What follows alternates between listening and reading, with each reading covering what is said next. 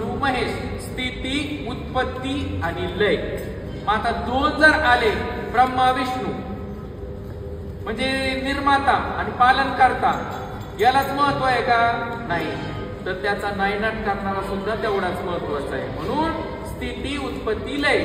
तेथे आले तीन कुंभार, दोन कोटे एक घडे जिना, घडे जिना, घडे जिना, घडे जिना, घडे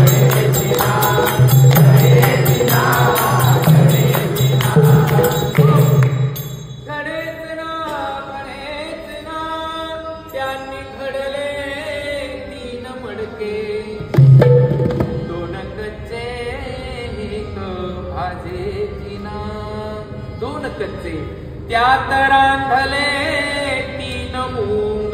काय रांधले? मूंग शिजायला टाकले. दोन हिरवे एक शिजे जिना. तमगुण, सत्वगुण आणि रजगुण हे तीन मूंग त्याच्यामध्ये शिजायला टाकले. म्हणून काट्याच्या आणि बरोबर